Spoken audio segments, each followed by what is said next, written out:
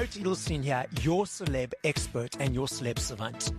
Celeb Savant is a weekly entertainment show. We have long-form career retrospective type interviews with celebrities, singers, actors, and industry experts. On this episode of Celeb Savant, I will be speaking to Marcia Barrett from Boney M. Boney M was an Afro-German Caribbean vocal group that specialized in disco and funk, created by German record producer Frank Farian, who was the group's primary songwriter. Originally based in West Germany, the four original members of the group's official lineup were Liz Mitchell, Marcia Barrett from Jamaica, Maisie Williams from Montserrat, and Bobby Farrell from Aruba. The group was formed in 1976 and achieved popularity during the disco era of the late 70s. Since the 1980s, various lineups of the band have performed with differing personnel. The band has sold more than 100 million records worldwide and is known for international hits including Daddy Cool, Ma Baker, Belfast, Sunny, Rasputin, Mary's Boy Child, Oh My Lord, and Rivers of Babylon. Let's meet Marcia Barrett from Boney M. Perfect. So this is Barret Edelstein, otherwise known as the Celeb Savant, and today we are speaking to the brilliant Marcia Barrett from Boney M. Marcia, how are you? Where do we find you in the world? What's happening in your life? Well, you found me, haven't you? Yes, I found you. Well, at the moment, I'm very, very active, actually. I just got back from a cruise doing 3 shows on board of this ship called Aida, and that was a task, 3 weeks nearly. Living out of the suitcases. I mean, I'm used to that second, the latter. But it was tough. It was tough not having gravity under your feet. And then doing 3 different shows and waiting over at sea and all that. But, it's a part of the business. Yeah. And it went down well. It went down well. Mm. Amazing, amazing. So I want to tell you a little story that when you guys came to South Africa in the early 80s, I was a little guy. I must have been about 5 or 6 or 7. And I remember all the kids went on stage to sing on the Rivers of Babylon. And you, madam, kissed my cheek as I went on stage. Isn't that wonderful? I hope you haven't watched it. No, that's wonderful. It's such a full circle moment for me. So it's such a joy. And now you're interviewing me. Yes, it's such a joy to speak to you today. Oh, well, it's a joy to speak to you because children do grow up, don't they? Yes, yes. So let's take it to the very beginning. Tell us about the Boney M story, from where you guys met, how it all came to be. Oh, I don't know if I can do a short version, but I'll try. And that's why I wrote my book, just to tell how I managed to be on the bill and so forth. Well, I started my solo career in Germany, actually. I had a contract from England, from the Stigwood organization back then. To dance. I was a dancer in a discotheque. I'm not talking about, and that was in Hamburg Harburg. So people tend to get it mixed up with the one star club in Hamburg. But that was the Beatles who got there. But Marcia was in a little district on the outskirts of Hamburg called Harburg. Okay. Hamburg Harburg. I was 19. And I was excited because the everyday office work wasn't for me, even though my shorthand was 80 words a minute and so forth. I just thought that this I could get bored, And so I ventured into going to Germany on a ship that took 3 weeks. I think it was called Prince Hamlet, and docked up in Hamburg. And then the people from the discotheque picked me up, and I had a 4-month engagement there, which was fantastic. It went down well. The boss liked it. When I danced, I've got clippings of that. Just bell-bottom trousers and a shirt tied up to my waist. And I just went mad with Wilson Piggott and all those songs that were blasting then. And the people liked it. And before I knew it, I was engaged again the next year for another 4 months.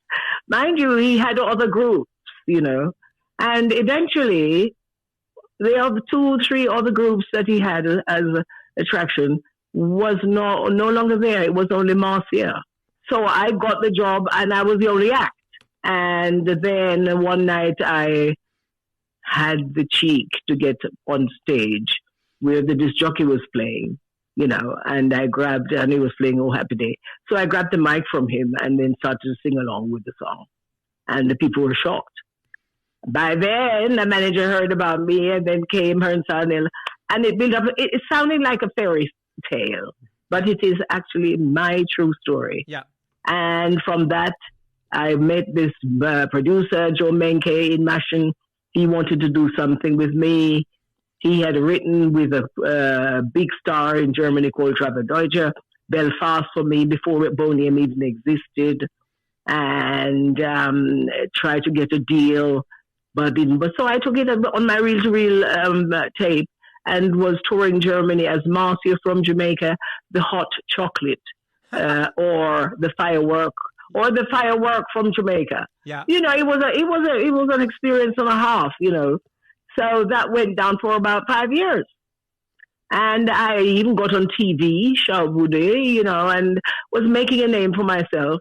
And so in 72, 73, around about that time, until I heard about this producer who was looking for candidates, to join this group. I said, what, Boney Hill? Because he had already got a hit with this Do You Want to Bump in Holland? And he had nobody to represent it. So I thought, well, I don't know. I don't know anybody here. I'm a loner. And but I can recall having met a couple of 2 girls, Dorney Edwards, who was also living in Maschen, who took me to Joe Menke. And I recall meeting Millie.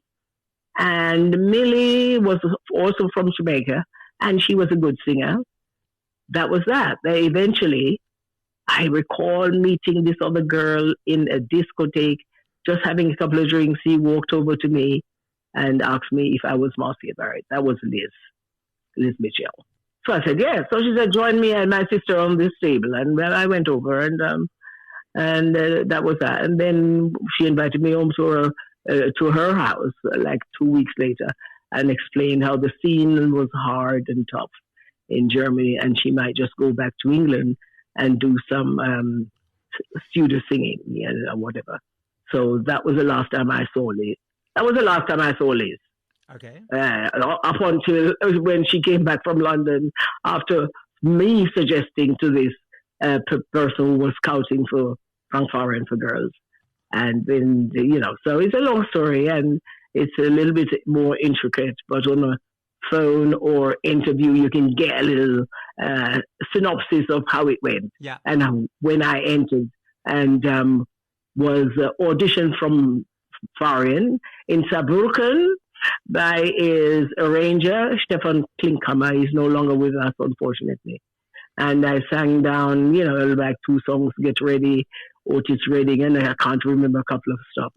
And Dusty Springfield, Preacher Man, and so forth.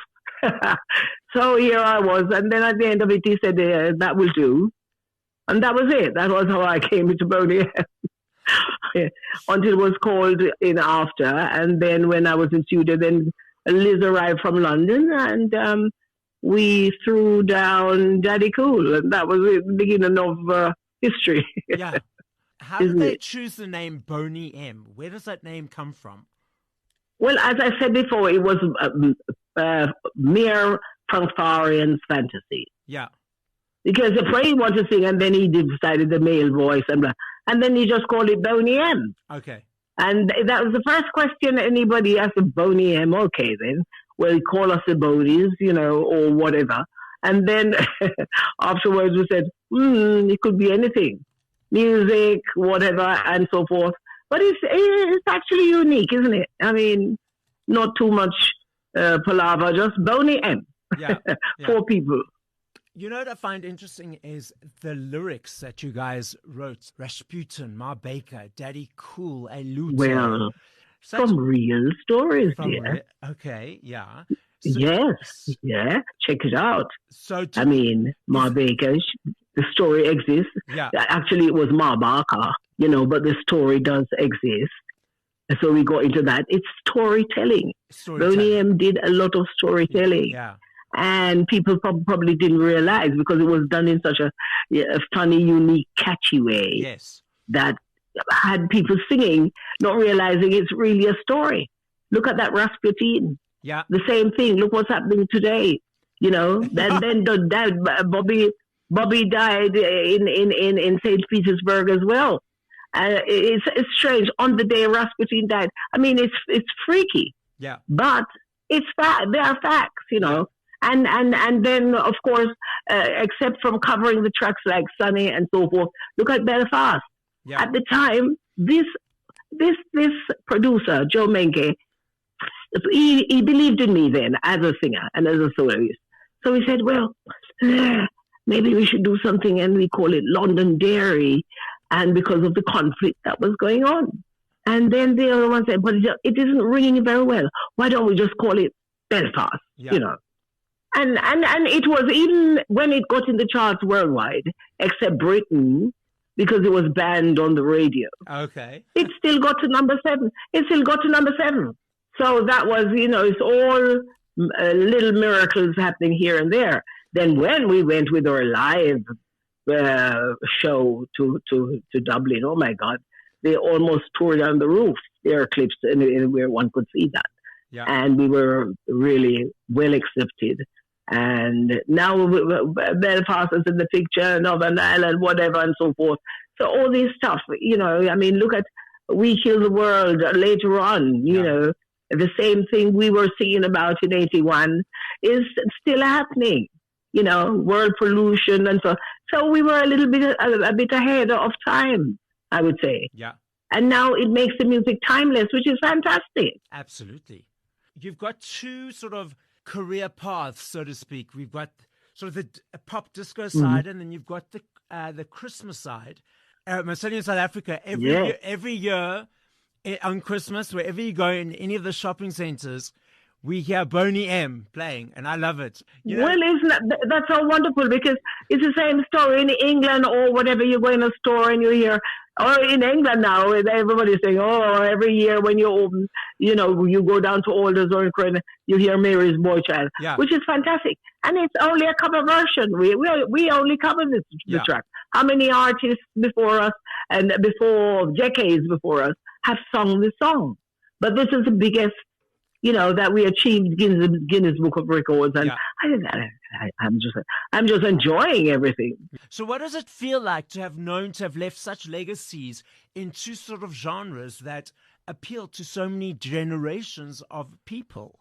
Well, it's an honor, and I must say God heard my prayers, because this was a business I wanted to be active into. I think I was born an entertainer. I was born a singer. What I knew from the age of 7, when I was picked out from the school choir in Jamaica to conduct in Ward Theatre in Kingston, which still exists, by the way. And I had standing ovation just conducting the choir of 30 with the little miniature musical instruments on stage. And I said, oh, this sounds nice. This looks nice. Yeah. The feeling is fantastic. I think I belong here on stage. I was saying to myself as a little girl. And then then I auditioned in Greece with JJ Band. And the journey has been a long, blessed one, because I must say there has not been something that I would have regretted, that it didn't happen in a time, because there's so many talented people out there, and still can't get a chance. Yeah. This is show business, isn't it? Absolutely. So you've got to be tough, and you've got to be ready for all the turn downs and all the this and the ripping off and everything. You've got to be made of steel. Yeah. To keep going and keep going. You have to keep going. Yes, it is all easy, but if you have a plan, I had a plan, and I said, this is it. And no matter what, I love it. I love it. I love the studio. I love the excitement. I love standing on stage and performing. And up until this day, it's fantastic. And so it happens. So what are you going to do? You're not just going to sit at home and it all comes to you on your lap. You have to work for it. You have to work for it. And I tell you, but guess what now? When illness come in between, then that is surely something else. Because, I'm a cancer survivor 5 times. So you are made of steel. You see, sometimes I do feel like it. Yeah. And I was paralyzed from the waist down, couldn't walk. The doctors told me that they didn't think I would be able to walk again when they took the tumor from off my spinal cord. Yeah. And I then said to the Dr. Schneiderman, I looked him in the eyes and I said, I will walk again. Here we go. And I didn't use a wheelchair. Marcus picked me up with the Range Rover one day with a wheelchair in it. I said, would you take that chair back, please? He said, but how are you going to walk? I said, just take me home, please, baby. And then I taught myself by holding onto the walls in the house. We were living in Florida then. And so until one day I just opened the door quietly. He was fishing in the backyard. Yeah. And the dog, Sasha, was fishing. Both of them were fishing. Yeah. And so their backs were turned. And I just walked down and, how many, maybe some meters or what. And then I said, woo-hoo. And then they turned around. And when he saw me in the middle of the yard without holding on, and he said, oh, please stop, don't walk, don't. I said, stay right there, right down that table. I will come to you. And so I did, and then sat beside him. And they all looked at me, I thought I was crazy. And from that day, practicing on the beach, walking in the sand, hard routine. And that prepared me, I guess. I didn't know I was going to have cancer so many times, plus other little side things, Yeah. And but here I am today. And how are you feeling? Here I am today. How are you feeling today? How's your I'm health feeling. today? I'm feeling great. I'm feeling great. I'm having my checkups, and my oncologist told me like 5 years ago, well, I guess I don't have to see you again, Marcia. I said, you don't have to see me again? Oh, that's so nice, you say, Professor Kyle House. He said, well, that was what he meant. And if he see me 5 years after the last esophagus operation here in Berlin, came for a new start, and then bam, 2009, I was back in hospital. It's such a story of resilience and strength, and completely, there's so much admiration here for you, for all your...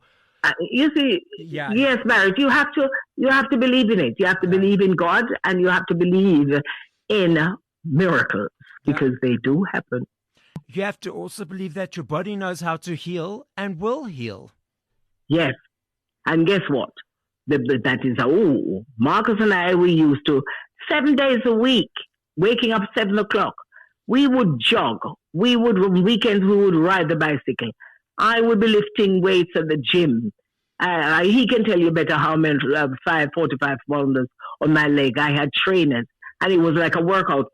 I didn't know. I just felt good working out. Yeah. And they wanted me to compete in a bodybuilding contest. I said, compete I said, I am not a bodybuilder. I'm a singer. I'm an artist. Please. That's amazing. But I was offered to compete. Yes. Wow. And I think I have a photo. I'm going to make it public that people will see when I was well trained. Yeah. So all of that training and all of that sport and all of that, and from school days I used to run in modern track field and all that and so it's all in the blood. That has paid off. It has paid off. Yes. Absolutely brilliant. Now, tell me your experience of South Africa. I know you've been here a couple of times. Tell me about your journey here. I know I've got my cheek kiss for as a token, but tell me about your tell me about your experience. Well, it's a wonderful country. Okay. No, it's just that the first time, with the apartheid and stuff, I didn't want to be a part of this, suffering that people went on, had to bear all these decades, being born with a different color of skin and all that. Yeah. And I just love people you have good and bad in every race and so forth. So I was skeptical in coming down to South Africa at first. Okay. And I was taken down on just by myself, because I was the one that was holding back things. So I was taken over by the agent back then, Brian Miller. He's also South African. And they said, all right, we'll show you. In the middle of recording, I forgot what Frank Farren said to me. You're the one that, the other three want to. I said, okay, fair enough. They said, if we take you down and you have a look, would it be all right? I said, you know what? Let me do that. And so I was flown from Heathrow Airport, everything first class, same route from Johannesburg, helicopter down, checked it out. Sun City was fantastic. I hope it is the same way there I saw black people in the foyer doing their job. They look so great. I saw white. It doesn't really matter to me because, I'm Jamaican. I am not used to this sort of racial segregation or this and that. And I thank the Lord that we have all different tones in Jamaica. All of the tones and cultures in Jamaica, you never believe it. One little island. So why is a country or countries find it that important to hold it against one if you are not born with the same pigmentation? I know. You see? Yeah. And then we all have the same blood group. Well, who cares? If you're dying, would you ask if the blood is coming from somebody of your race? I wouldn't, because I've had many sessions of blood transfusion to save my life. And little toddlers there where I had some of my treatment in Britain. You see the kids with their little ball heads running around. I thought, oh my God, I didn't realize that kids do have cancer back then, Yeah. And I said, oh my God, so what's all this, Anyway, back to Sun City. It was lovely. The treatment is also fantastic. And then later on, Boney M came down, and even my colleagues were surprised. But I was slightly still disappointed when we had the show that I could only count about 2 black faces in the audience. And, it's the end of the topic for me there, Yeah. And I just sincerely hope that everything is running nice and smoothly after Nelson Mandela, and people are aware of what's going on, and I just hope and pray for that day when everybody could be one brother and sister, one family from one country. So when you guys were releasing music originally, there was vinyl, then cassettes, then CDs. Now we've got all these digital platforms. That's a new thing, isn't it? Yeah. Tell me. But you've got to move with the time. Yeah. What are your thoughts about them? If it works, it works. But I don't really like that. I prefer, where do you get all this digital and what they call it, clicks and so forth. Yeah, you've got to really have some real million, trillion clicks to earn something, haven't you? Yeah. Back in the good old days, you have your recording contract if you were smart enough. And then, you wait for your residuals and people check up how many records were sold and so forth. But nowadays, and I even have to join it with my solo project. So I'm just hoping for the best that eventually people are aware I'm still out there, singing my own material that Marcus and I composed whilst healing, which was very, very good. And so it's coming from the heart, each piece. And each one I have on the market is really coming from personal experiences and, of course, some imaginative work as well. But he's my teammate, and we're doing fine, and we have done. So we have material for about over 30 years. Wow. You see? because we got married in Jamaica in '84, and still going. Now he's on my stage with his experience, because he's an experienced musician, you know, who had played the bass for Eddie Grant. Okay. So he's well seasoned as well. That's why we could also work well together as writers. What's amazing is we're getting the news out there about your new music, or the music that you're releasing. It's good to have these interviews so people know that people must listen to Marcia. That's me. Yeah, exactly. Perfect. Hello, that's me, one of your Boney M's. We have Survivors, then we have Come Into My Life, then we have Seasons. Yeah. You know, Marcus and I selected 40 tracks and tried to take it around and so on, but nobody was interested. I was turned down even when Boney M was at the heights of things. I hope this will not be the case now. You know, I need a solo break. Well, let's put it out there that will happen. Positive energy. That's it. That's it. Lovely songs and lovely stories and so forth, and a lot of love, you know. So we're just hoping for the best and make the most out of everything positive that's happening around us. Yeah.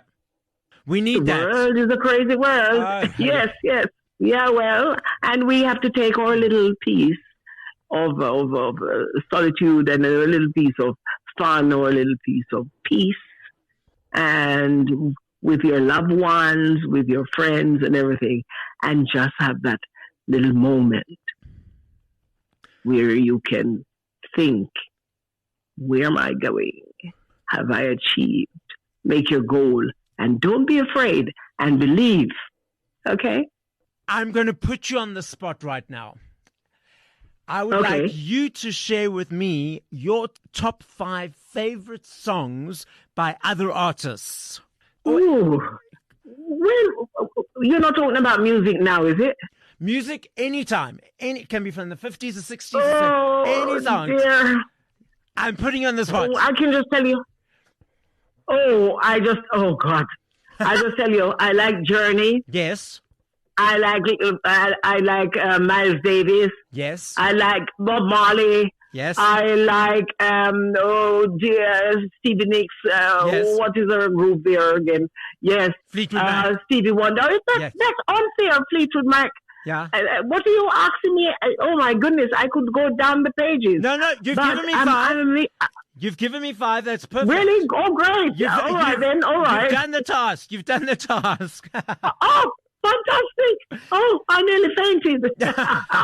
Because there's so many artists that I love and adore. Oh, my goodness. Feliciano, I could go on and on. You're naughty. I'm very naughty.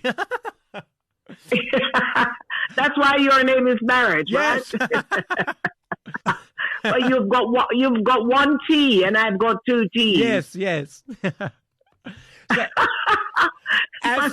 as a final message, so we have got listening audiences throughout the world, obviously mainly in South Africa. That's wonderful, yes. What is a final message that you would like to share with our listening audience? Keep love alive. Be tolerant. You know. Yep. Some people just can't be bothered.